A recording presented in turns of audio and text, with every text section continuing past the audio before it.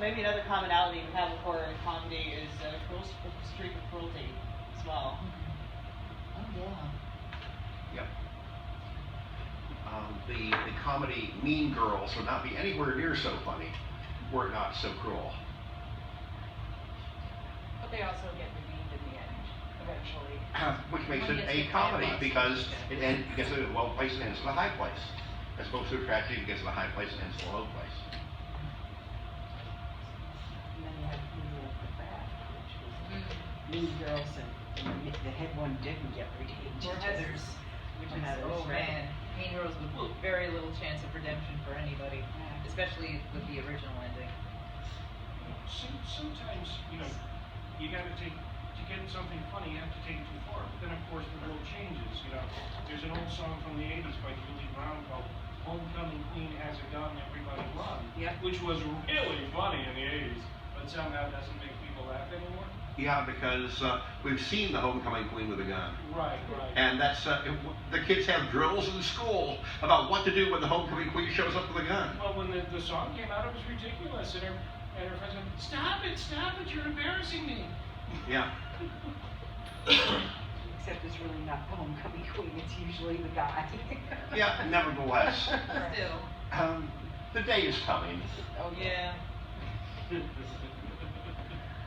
talked about books and we've talked about film, and then you brought up My Crazy Ex-Girlfriend. Maybe we can finish with some television favorites for horror and humor. Supernatural and Good Place for me. Stupid Natural, yeah. The original Addams Family and the Munsters. What about Scream, the whole franchise? Well, Movies, Buffy. Buffy was funny. Yeah. Buffy had a lot of humor in it. Getting back to poor old There Josh. was an episode of Psych called Saturday the 14th. Yes. That was one of my favorite episodes. There's also Dual Spires.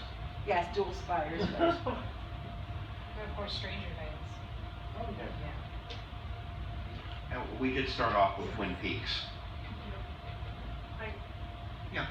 I know you mentioned Supernatural, but there is one episode that I absolutely adore, and they filmed it in black and white. Yes. It's about a village where they go to, and it's all to do with the 1930s horror film monsters, and it was absolutely brilliant. It's one of my favorite episodes. I only watched like the first 4 seasons because I felt that was like. You made a wise decision. But I'm going to say that episode was wonderful because they were up against Frankenstein. Well, not Frankenstein, but Dracula. Yeah.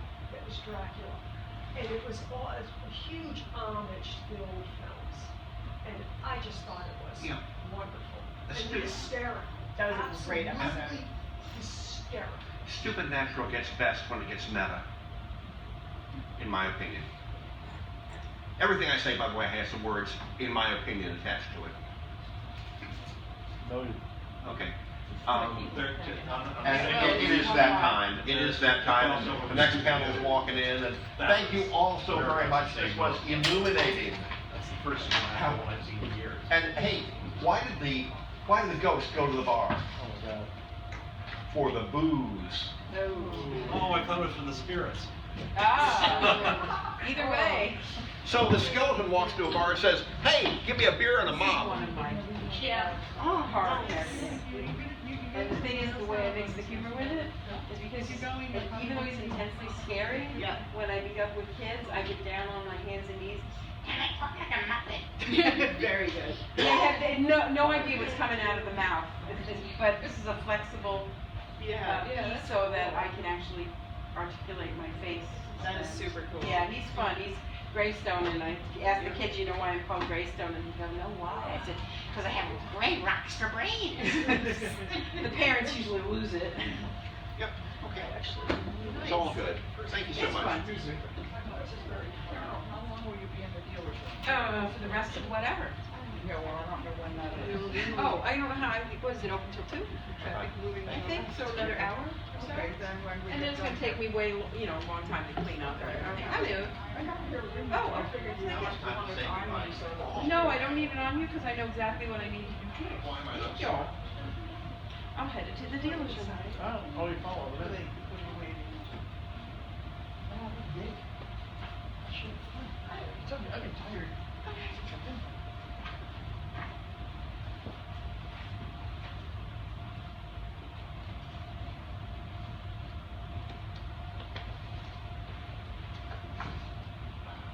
How you doing, Byron? Well, how are you? I'm just ducky. It's been a long time since I've seen you guys. Yeah, it has.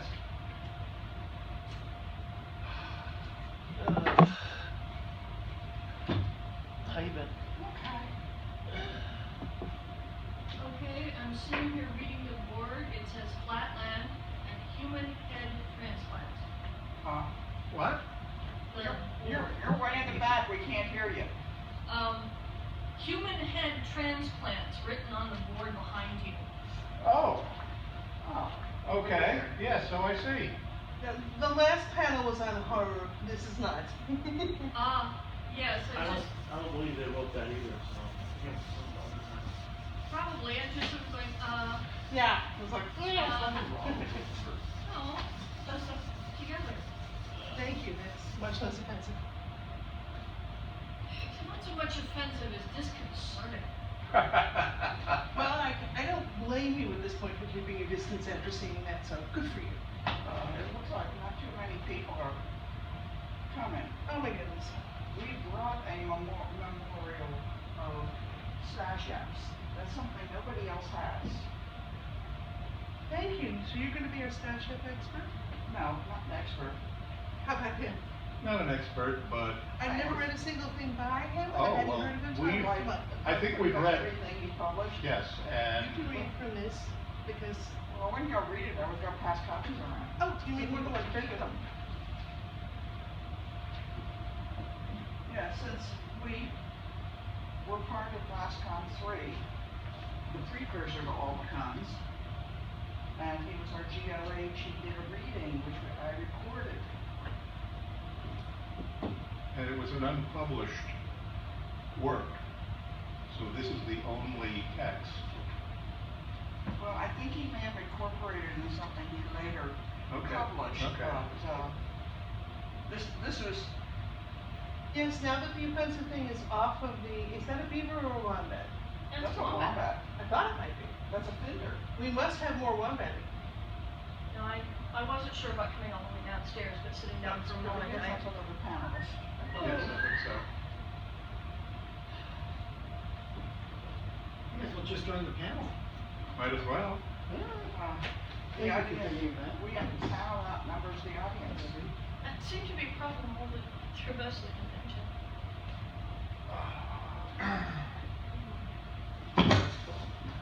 That works really well. Actually, people keep And again, filtering tomorrow after, in, in so. case anybody else wanders in, but this being the end of the convention, a lot of people are already on the road. Thank Yeah. you both for moving up so quickly.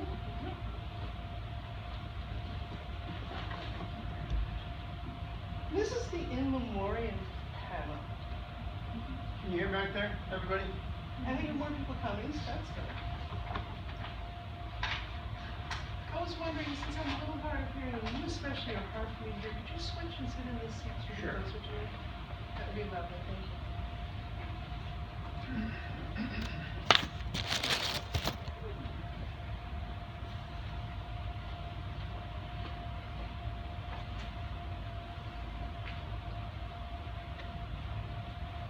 We're starting at 5 after.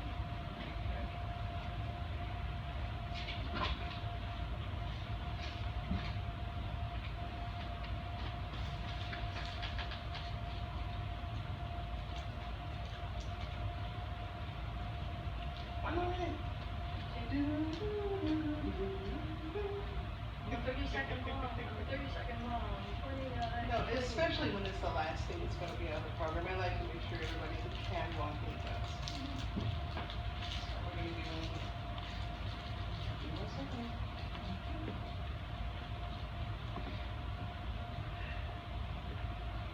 And it looks like that. So, hello and welcome to the In Memoriam panel. We're going to be discussing our memories of Harlan Ellison, Barbara Lazaz, and Christopher Statcher. I'm going to introduce everybody. starting at your end, please?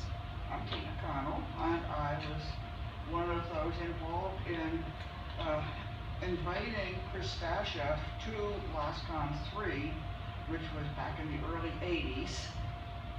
He was at the time a very popular author, specifically for his Can we Warlock talk series. about Stasha after we do our introductions? Just introductions right now. Oh, okay. And I'm a fan. She's gonna be a Stasha expert, so that's great. I'm Byron Connell, and I was co-chair of Last Country when Chris was our guest of honor. I'm Wendy Estelader. I run the Disney Apex magazine. I also write and edit professionally, and I've had quite a few experiences with 2 out of the 3 people on this panel, but I haven't heard of Mr. Stasha yet, so. My name is Rick Ollerman. I've written 5 books so far, and I edit a magazine and edit other people's works and write nonfiction stuff and stuff. And the order they're in the program is the order that I was planning on doing, which was Harlan Ellison, then Gardner Brazaz, then Christopher Stasha. We can have questions and comments that I'd like to keep them at the end, so if you would hold on to those thoughts, there will be time at the end for discussion and your own memories about these people. One of the things that's always struck me, if you've ever been to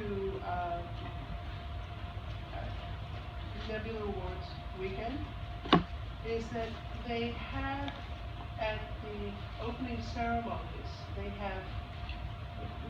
during the award ceremonies, at the opening award ceremonies, up on the big screen, everybody that's an SFAW member that had died that year, they do an in memoriam.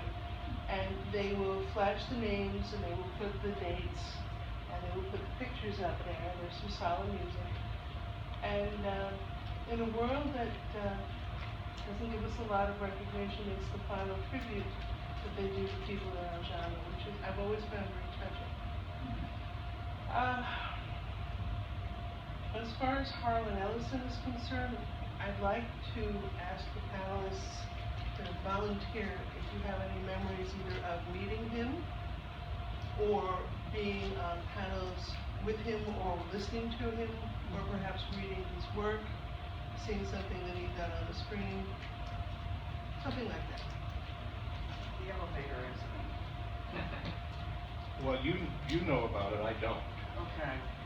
Everybody knows that Harlan had a reputation for being irascible, sometimes downright nasty. And we hadn't really met him, so we had no experience of him. But at a WorldCon in, I think, Atlanta, quite a few years ago, he was one of the attendees, and we had just gotten out of the masquerade, so there was the usual stampede for the elevators. Oh yeah, it was terrible. I mean, pushing, shoving, not even letting people out before they started cram in. And Harlan was there in the elevator bank area, and there was this poor person who was disabled and kept trying to catch an elevator. And shove. And after he saw this go through about 3 times, the next elevator that came down stopped there. He went to that elevator, said, "Everybody out." Made everybody get out. Wouldn't let anybody else on except the person who hadn't been able to catch the elevator. And escorted them to their floor. So, that's the sort of thing that changes your attitude about somebody's reputation, I guess is the best way to put it. That was Harlan Ellison. You know, the most popular version of Harlan Ellison in an elevator. You guys familiar with this? That he threw a fan down an elevator shaft. Oh, really? I've never heard. It's ridiculous. It's very popular. It's ridiculous. Ridiculous. Did any of you guys have experience with Harlan in person, or you did? What kind of experience did you have? I got 2 phone calls from him. the first time there was a magazine called Short Form, which had short fiction reviews, and I'd written a letter to it, and he just wanted to know he just wanted to know if I was male or female. He couldn't tell from my name. And apparently, feminists have given him a hard time for making assumptions. The second letter, though, was more like a threat. Because he published an essay in Asimov's science fiction magazine about called Xenogenesis, about how awful fans are to authors and so on. And I'd written a comment on that, and they published a comment in the magazine, which I didn't know actually because I hadn't received my copy yet. So then he called me up to berate me, and then he said more or less that we should agree to leave each other alone, which I interpreted that he would go on using fans and we should shut up. So I didn't agree to that, and so he predicted vague, dire consequences, but nothing ever material. Oh, actually, I did get a threatening anonymous postcard like 2 weeks later. And I kind of figured it was from him, though. It was, it was postmarked in California, so I kind of figured it was him, but I don't know for sure. So he was a colorful character, certainly. Sometimes reprehensible. Who else did it? Was there somebody else? What would you? I was at Albacon when Harlan was there, and I didn't have a lot of up-close and personal interaction with him, but I saw a lot of how he acted around fans and around people at the convention. He set up a tent in the lobby because he got pissed off at the hotel.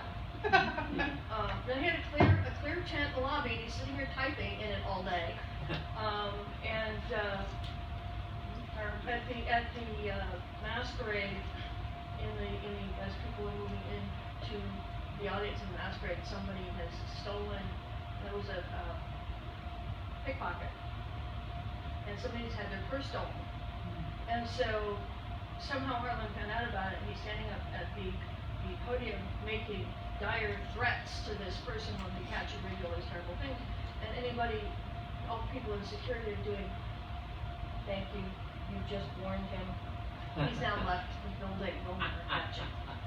And he was that close, getting strangled by half the security staff for that particular event. But nothing more than that. And I ran into a lot of people at Philosophy who said that he was all this, once you get to know him, he's great. And I said, that's the problem. Once you get to know him, he's great. It's the once you get to that most of us can't get to. See, it's like hugging a cactus. See, I would disagree. Someone who knew him, I would disagree with that. Harlan regretted much of his own behavior and said basically he admitted later in life that he got in his own way much of the time and recommended that people did not follow in his own footsteps in his behavior. But you were more likely than not to get a phone call out of the blue from Harlan praising you for something he did. I can't tell you how many stories I've heard of from people who've gotten phone calls exactly from that. From Harlan, everything was about the work, protecting the work, and about people doing what they said they would do. Years ago, he stopped lecturing in states that hadn't ratified the ERA amendment. He marched with Martin Luther King in Selma, Alabama. He was a very vocal supporter of everybody's rights. But he wasn't subtle, and he wasn't political, and he wasn't afraid to say, you're wrong. And people would interpret that as, what an asshole you are. But he wasn't doing it as an asshole, even though that is what a large percentage of us would take it as. He's basically saying, you're wrong, as a challenge. Now it's up to you to tell me why you're not. You want me to answer that, actually? I can tell you something that he did at the San Francisco WorldCon. I think it was San Francisco, that he had a vast audience of thousands of people. He was abusing an editor that he did. He had made a deal to contribute a story to a book. But then the story ended up twice as long as it was supposed to be. And so he demanded to be paid more money for it than they had agreed. And the editor refused. And so he decided that he would try to destroy the editor's career. I mean, there's just too many stories that, from how I knew Harlan, I don't know the story. He boasted himself about having attacked the man And for, he did in fact mail a dead gopher to an editor in New York because part of his contract said that he would not have cigarette ads because he was a virulent anti-smoker in any of his books. One of his books gets published, it's got a cigarette. according ad to him, with a instead of cigarette. getting a lawyer, Well, he threatened, he said he would send a hitman Okay. to threaten this guy's children. And he And then he thought that was really hilarious to do that.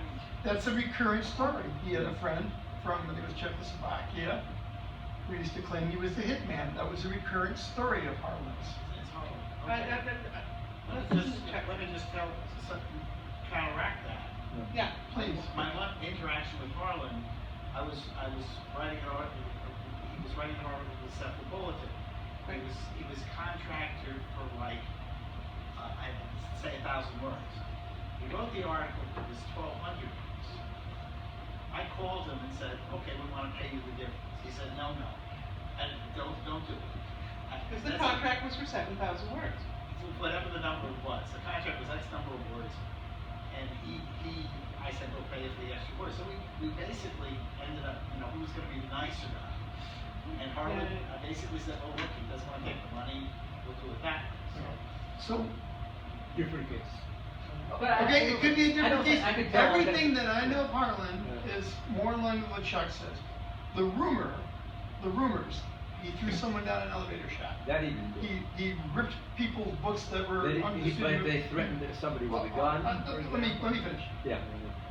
There's a whole cult. There was actually a formalized, enemies of Ellison, organized by Christopher Priest, I believe. A formalized society of people that ganged on against. No, they were defending themselves And- actually. Bro, Hang on. I know. I was involved in that one. Great, lovely. Okay, I'm just saying. My point is that there was an organized group against Harlan Ellison. Not really. Please. It wasn't that. Please. I was part of that. I know what that was. These are people Okay. defending themselves from him. All right, I'm done. He with would that. go out of the way to attack people. And All right, well, he had large audiences. But perhaps we shouldn't really be talking about the negative stuff. Let's talk about positive Well, things. We got As a several- panelist, I was trying to make a point. You're not allowing me, Sure. and I would like to make the point if that's okay with you. I'll- That's all. yeah. My point is that there was a lot of organized sentiment against Harlan Ellison, to the point where there was a society created Friends of Ellison to help counter that.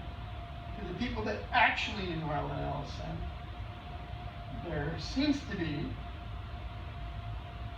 a larger sentiment that Harlan was a better guy than he was a bad guy, although there was bad behavior. And We lost him this past year at age 82. What I was trying to get to, and this is dragged on too long, I think shame on all of us that he left an indelible body of work. Absolutely. But the obituaries that were posted of him in Publishers Weekly was absolutely the worst, which was retracted a day later. And was written by a nephew of, I don't remember the guy who, Charles Platt, his nephew wrote this review. It really doesn't matter. I think it does. He wrote this obituary that had nothing to do with the work, that basically recounted enmity It was between. an ad hominem attack, I understand. Did you read this thing? Yes. And they retracted it, not retracted, they rewrote it a day later. I was shocked at this. Many people were shocked at this. My point here is we lost a brilliant writer for all his faults, all his good points. And Harlan himself believed that the rest of us, again, false, good points, would see the value in the work. Because in the end, that's all he really did care about. And that was the point I was trying to make. What you and I were talking right before this panel, there was a controversy, but before I bring that controversy up, no, afterwards, I'll talk about my favorite thing is that audio recording. In the World Science Fiction Convention in Anaheim, there was a supposed groping of Connie Willis that Harlan had done as a joke up on the stage. Now, I was watching, and it really did look like that. And she didn't slap him or anything, and later on it was proved, as you say through the video, that he hadn't done anything more than touch her up here and pretended to. I thought the joke was in very poor taste. But I happen to be a fan of his writing. His humor was occasionally reveled. My favorite thing that he ever did was an audio recording. He didn't write this, someone else wrote it, but he did a dramatic reading in the style of Dr. Seuss's Green Eggs and Ham called I Will Not Read Your Fucking Script. I will not read it on a train, I will not read it in the rain, I will not read it here or there, I will not read it anywhere. And it was the funniest thing. It's as good as anything you've ever seen on Comedy Central, and he did it so deadpan, in this deep, gravelly, quite serious, dripping with disdain voice. If I could have found something, I would have played it for you, because you would have been laughing hilariously. It was actually written by his friend Josh Olson, screenwriter. Probably read that. Screenwriter. He's an Academy Award nominated screenwriter. But in the community of writers in New York City, when I would go in there for things after work, because I worked in New York City, I would sometimes hear these things, and somebody clued me into it, and I just played that thing over and over for a week. It was just so funny. Left me in tears stitching. Well, we spent 20 minutes and 7 hours, so let's move on to Gardner. Now, first of all, everyone here, I hope, knows who he is, and if not, I'm going to give you a very, very brief overview. Gardner Design is one of the most foundational editors of the last 50 years of the science fiction, and to some extent the fantasy genres. He did Year's Best Science Fiction Anthology for over 40 years. It was an amazing body of work. I don't know how the man read as much as he did. I mean, he was a reading machine. He must not sleep. Because he not only read all of the major magazines, he read the minor ones. He read anthologies. He read collections. And he not only made or broke or pushed people's careers by putting them into his anthologies, he also, for the ones that wouldn't fit or weren't quite the best but so close, he did something called honorable mentions in the back of the volume, which was a huge resume boost if you could say I had an honorable mention from Gardner Dozois. He also did a summation at the beginning of his Year's Best anthologies of the state of the industry. And he'd let you know how each individual thing was doing, who was changing,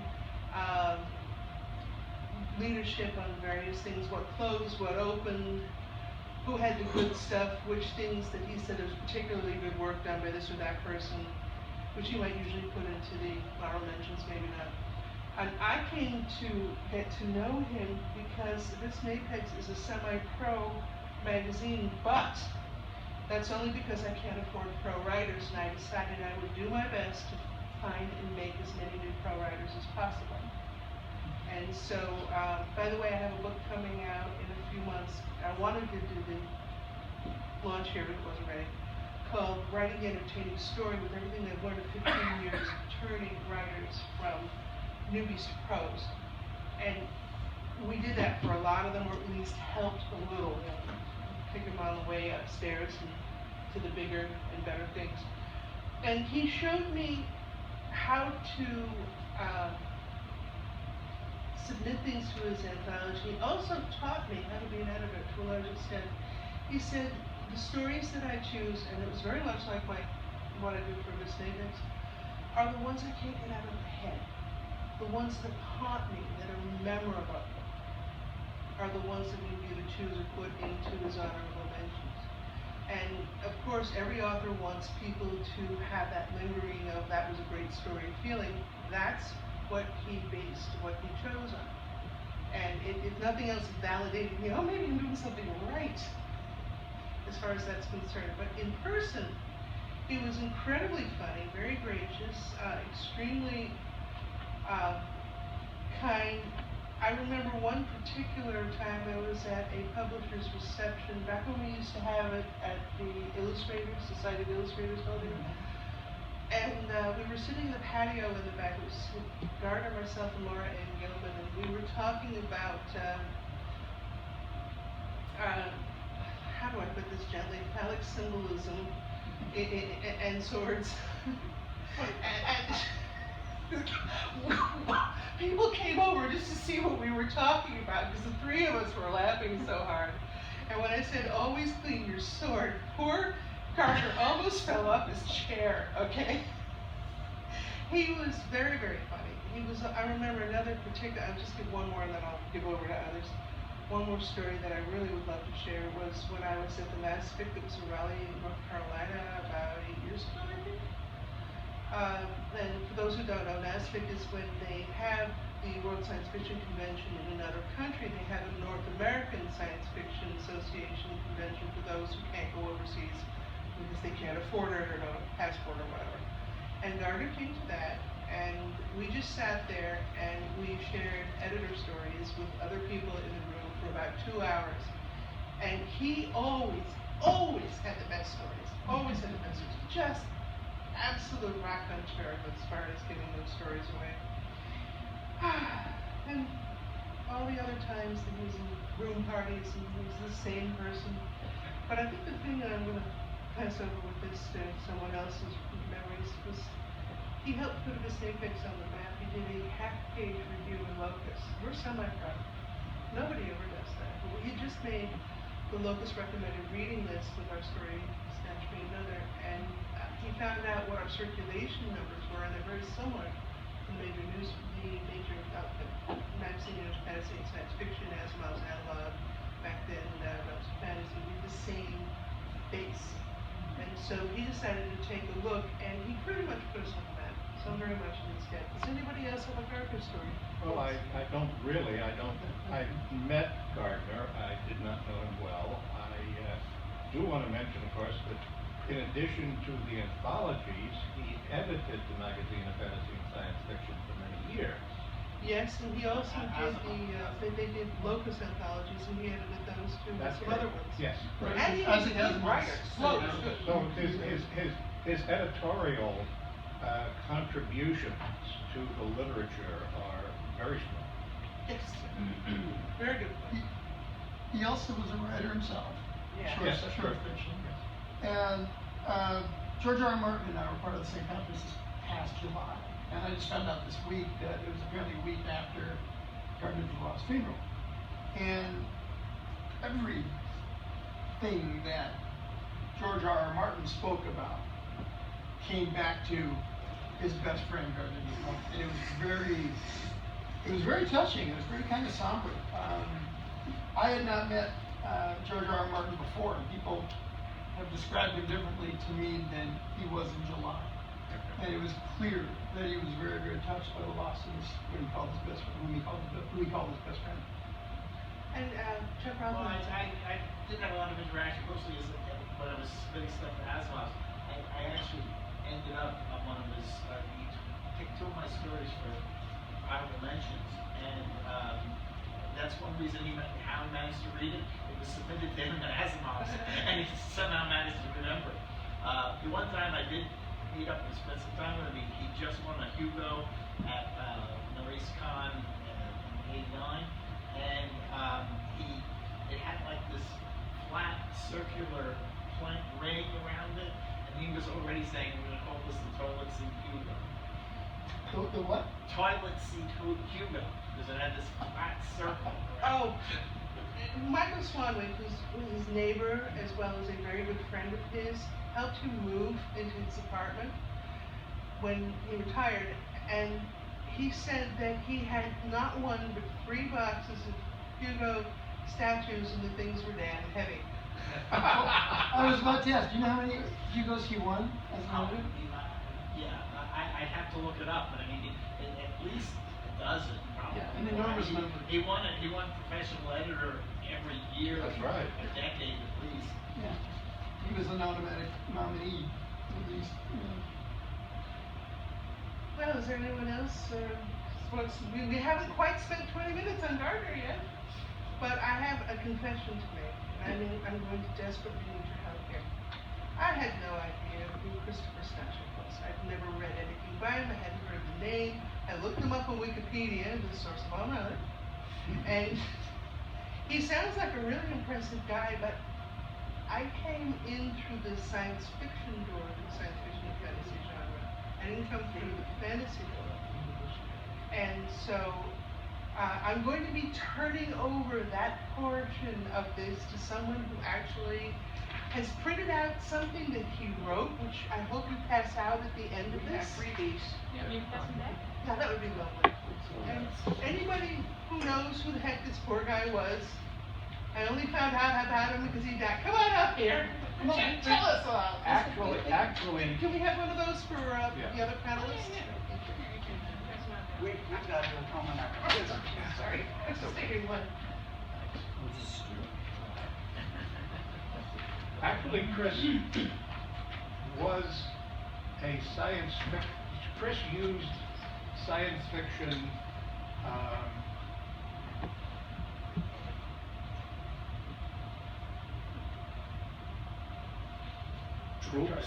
tropes.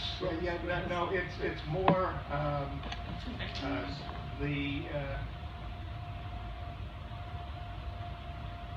science fiction background to write things that were fantasy. But The Warlock, in spite of himself, which was probably his most famous novel, is set on another planet, and the elves and other fantasy beings are created from a protein substance on the planet by the thoughts of the humans who are settling there. And so people who, and since the planet was settled by people on the extreme fringe of the Society for Creative Anachronism, they thought in terms of elves and leprechauns and giants and so forth, and the protein material on the planet created them. So you've got a science fictional explanation, as it were, for a fantasy culture.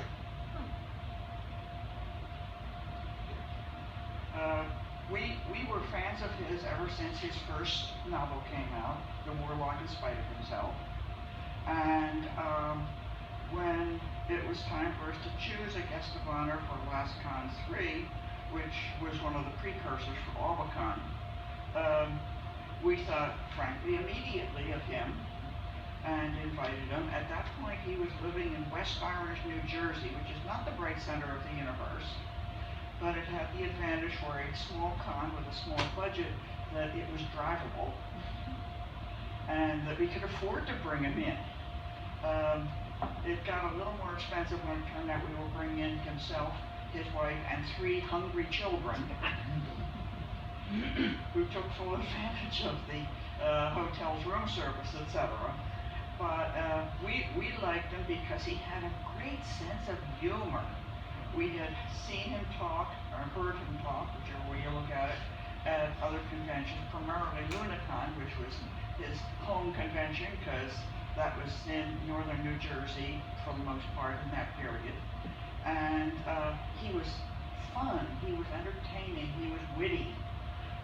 His major, I think, was teaching at a college down in New Jersey. I've forgotten which college, but he was an academic, and he I think his major was theatrical arts. I believe so. Unfortunately, not too long after that, he moved to Texas, I think, and became completely out of reach of those of us on the East Coast that enjoyed having him show up at their conventions and do readings and talks and be part of panels.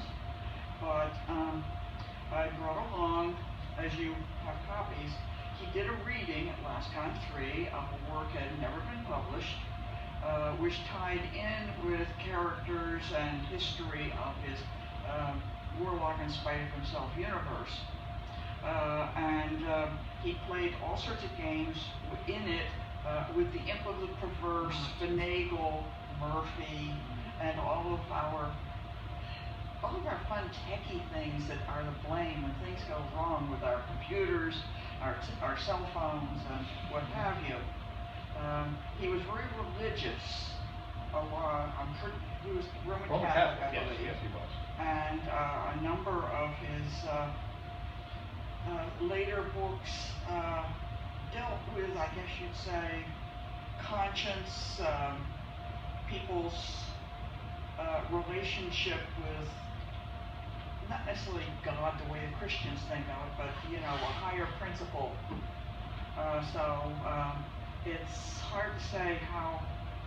I think that may be why his stuff didn't become more popular. Not everybody wants their religion packaged in their science fiction, even though it's, even though he packaged it very nicely.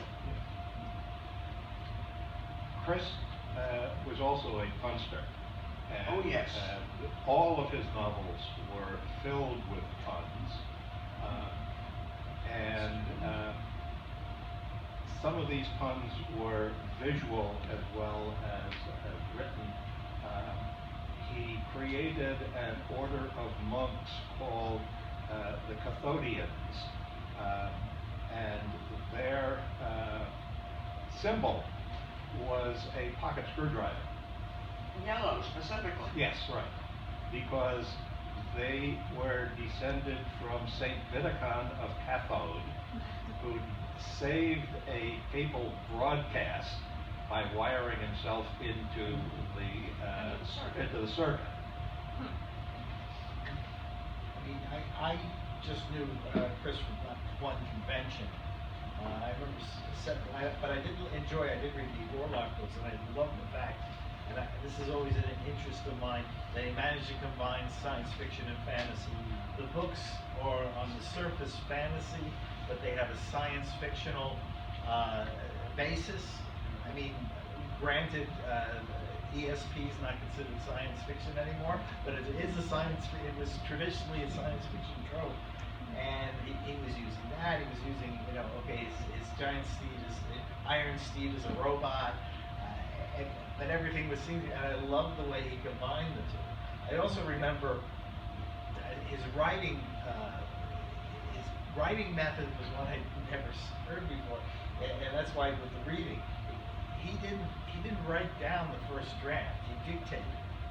Interesting. And he dictated the first draft of everything, and then typed it up. They recorded the St. Vidicon. While he was reading it, he was listening on a little portable audio device. Yeah. And, you know, oh wait, hold on. All right, let me read more, because, you know, it was only at that point, it was only only dictated, never typed up. I don't know anyone who I've ever seen who's done that sort of method. I suppose it can be done. Oh, I know someone who did. A long time ago, Henry James did that. I have a question about Christopher. Was he a local? No, I mean, they were saying he was originally from... No, I wanted to know, was he from the New England or tri-state area around New York, or was he from Canada? Where was he from? Originally, I don't know. I don't know either. I don't remember. It seems like he was living in New Jersey at the time of the con, so... Okay. I have a vague recollection that he grew up in New Jersey, but I'd have to check. I mean, Wikipedia said, but I assumed that he was from, for at least down the con circuit in this area, some of the things you had in there. He could have been. I mean, I mostly know him from that one attendance. And Byron and Tina saying that he did go to Lunacons, because at that point, you know, Lunacon was in New Jersey, so... No, not really. He was in New York most of the time. Well, no, not the 80s. There were several in New Jersey in the 80s. Yeah, I think his stuff was mostly published by Dahl. Yes, it was. Yes. I admit I got into the con scene in the early 90s. Yeah, by that time, you're right. Yeah. Well, you missed all the good stuff. Oh, no, it was at the Escher Hilton. Yes, this was quite a few years ago. Yeah, that's right. You're just a young person. No, I'm chrysanthemum on the late bloomer. Right. Hasbrook Knight Stoughton. First Stanley Garden used to keep it. Well, I think it wasn't a It sheriff. was a sheriff at the time, that's right. Yeah. Archives. But, Well, Yes. I believe that Westcott 3 was the only time Chris was a guest of honor. He did appear fairly regularly at cons in the New York City area and I think in the Boston area. So he's probably local to this area. Yeah. I just found something on Amazon that says he taught communication at a small college in New Jersey for a number of years. Okay. So, Yeah. amazing. All right. Because he was around. We've actually started to run down on this fellow, and I'm not saying that in a derogatory manner. I'm just saying this is the last panel for the end of the convention. And does anybody have anything else? Yeah, I want to say that this was a disastrous year for us in terms of losing people. Yes, we did. We haven't mentioned a number of the more prominent authors, the more important authors that are no longer with us. And Would you mention them now? I was going to ask. Ursula Le Guin.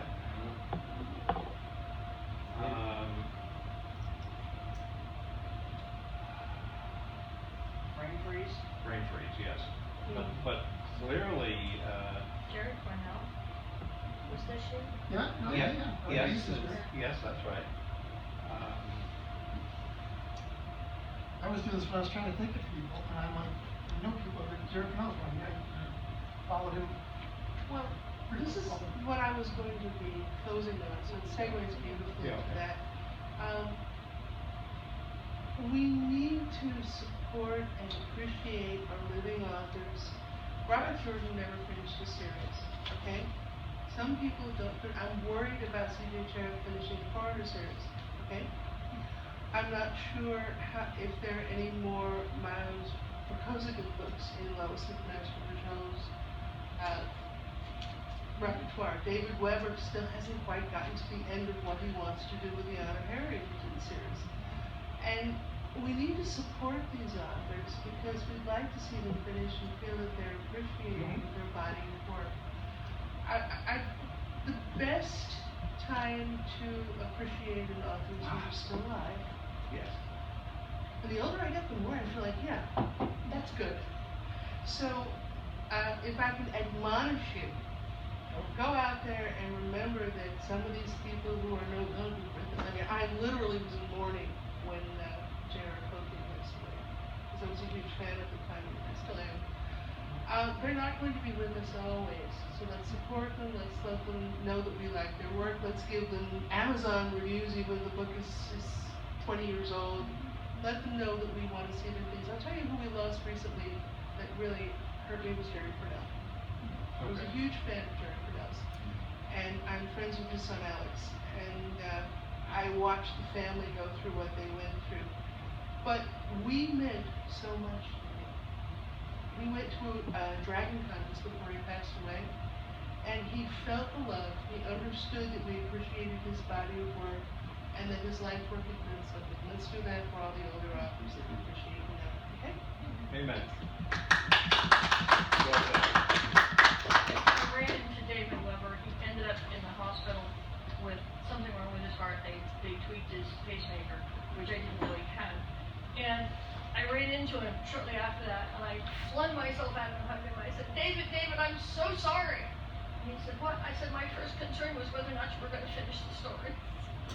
Well, he has a new one coming out next month, doesn't he? Yes. Kate Wilhelm died. All right, I have a long drive ahead of me, so I'm going to butt out now. But it was great seeing you all. Thanks, And everybody, Chuck's here, so give him a round of applause for Yes, Curtsy bow, somebody. Thank you, Chuck. Very good. Thank you. Well, by the way, I faked you. I told Joe you showed up at the wrong panel. Yes. Good job. I thought that was priceless. Oh, thank you. I was invited to that. Did you see the pictures? Yes, Well, I this panel, and I won't, Monolithic Studios. It was hilarious. Oh, yeah. That was the cover of this evening. Best of one. Okay. It was the face of a helmet. And bust of an astronaut with a knight in armor with a castle reflected in his helmet. Did you see that? Yes, I did see that. That was Lucian. I asked them to do that because there was our first anthology. They wanted desperately to get into those covers for magazines and since we had fancy books. And I got them into it. They donated the art for the Nebula Awards chickens when they were in New York. And they gave me such a discount. Such an expensive piece of art, and they gave me 90% off. Because I mean, they do work for Scientific American, to say that, oh, these are people Boy, hanging around me. So he changed the organization. They're really good. And actually, this suggested that's also great. by the same. But Charles Beckler actually is one because it was one that played you had also Yeah, we're good. that was I can't remember the name of the editor. Thank you for the motion. When he wrote and changed very, this editor recently got into Me Too problems. Well, there's always to me, This one is Harlan was not, he was a complex guy, but to me, the whole thing was he was litigious, but what did he do? Like, the first big lawsuit was the AOL lawsuit because of Irene Bergman. Oh, he sues everybody. He took every penny of $250,000 and he donated it. He didn't. That's true, but then his story about the last day of his visions, that puts it in a very bad light. Because he sat on people's stories for 30, 40 years, refused to release them. In fact, when they tried to get them republished, he threatened legal action. See, I'm not. This had to do. He got involved with NESFA about it because they wanted to publish an anthology of an author's complete work, and his last story was stuck under Olson's ban. I know there was one guy. There was one guy that wrote a whole story. He described how he got his story back, but he got tremendous abuse from the Olson court. Unfortunately, he did because then he was able to place the story and it won him awards. But other stories, I think he may have affected some writers' careers. They sent him their best work. I'm not waiting for it to be published. Here's my argument, and I don't recall. He was very self-centered. That's really the thing. See, I don't know. He defended his rights. Well, ferociously. Well, of course he did. But I think there's no doubt about that. But I think he didn't put himself above other people. He did, though. In this case, at least I think Christopher Priest, what upset him, if I recall correctly, by taking the story back after it sat under his. Let me finish. Go ahead. What Christopher Priest, if I'm recalling correctly, and if I got the right author here, what he was upset about is he was an unknown guy, and he thought that The Last Dangerous Visions was going to be his big break. And his big problem, well, maybe it was a different guy, but the big problem, the author that I'm thinking of, was not that hard, because Harlan Ellison returned all the stories and all the money and everything when he knew he wasn't going to do it. No. What he did. 30 years later, perhaps. He insisted, I'm going to do that story. I'm going to sue them to destruction. He was. Let me just finish making that point, and then we can just shake hands and walk away kind of thing. But the problem, the person that I'm thinking of who was threatening the lawsuit stuff is he felt that his appearance in The Last Dangerous Visions would have made his career because he was an unknown guy. And when the book didn't come out, right, he was like, damn you, Harlan Ellison, because you didn't release the book, I didn't become the big name that I should have become, and so in other words, he was counting on that appearance to make his name. And when it didn't come out, pissed him off. I never heard that story at all, but what I know actually happened, there's a whole, Priest wrote a whole thing about it, and we know that in fact, Ellison insisted, I heard him say this, that already 30 years, nothing's been published, but he's still insisting, those stories are mine, and I'll sue you to destruction if you publish them. But fortunately, NESFA has its own lawyers, members of lawyers, and so they talked to him, and he had to back down, because he had no legal right to sit on a story for 30 years. No, wait, hang on. Right there you said no legal right. He had no legal right, but he I doubt that completely, because if I've got a contract, I'm an editor. I buy people's stories. Yeah. Okay? If I buy the rights to your story. But it's not indefinite. You don't have a right forever. I've got a right upon publication on or about or whatever. And it's vague in the contract. And it's vague in every contract I've ever seen. Okay? So in that case, if you don't agree, it would require a lawyer. This is not an evil thing. 30 This is the years way is it an works. evil thing. He's I'm telling not these stories for 30 years. There's no dispute about that at all. I'll get to the dispute. I think some people. I'll give you a dispute right now. Yeah. I knew Harlan Ellison. He was not an evil guy. So if Do you know the story about him and Ted White and about the wager over the jazz recording? hang on. You know the story? No, You don't know the story? it doesn't matter. Ted From White the wrote the standpoint story. that it doesn't matter from the standpoint, Harlan Ellison was not an evil guy. He could be sometimes. No, he could be vindictive. Yes, and He was not an evil he guy. would never put himself in the other person's shoes. So it always his viewpoint was always right. Did you hear her story about stopping and getting off the other the handicapped person before? Making a huge show in public. No, because it was. That's him altogether. Okay, That's very much. Now let's stop. You see what Because I'm let's just disagree. Look, you don't have the facts. That's the thing. I watch him. He's very interesting. He so I'd always go to his presentation. I know. And like I know. icons, for example. I would hear what he said about other writers, what he said, but he I told did this too. story. He told the story about how that he wanted to get paid more. The story was Mephisto and Onyx. It turned out to be longer than it was supposed to be, and he wanted to get paid more. And Jim Frank, that's what it was. Jim Franco said, I don't have more money. You know, you agreed to give me a story for so much money, I don't have more money to give you. And then he tried to destroy Jim Franco's career. And he had all these aspiring writers that don't do business with Jim Franco. I'm going to choose not to believe that. Yeah, you Because believe rationally not to believe. No, I believe Look, rationally. people. Okay, stop. Mussolini made those trends. We're not going to agree on politics. We're not going to believe this. Hitler was a vegetarian. He was very courtly. I'm not going to convince Doesn't you. change the fact. You got your version of facts, I got mine. I know the facts, and you don't. That's the difference. I understand. He could be nice to people who were his friends, but he would certainly never. He would, do something that he would want to do.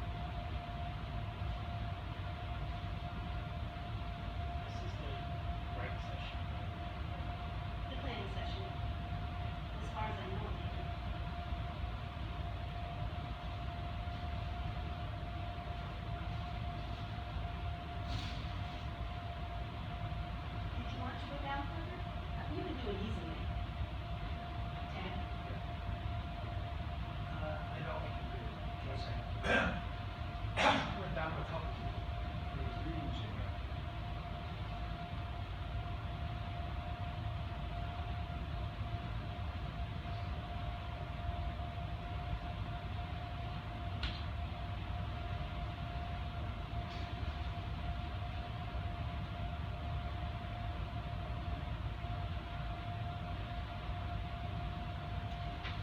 Is this row okay, or do you wanna go down one more? No, this one's fine.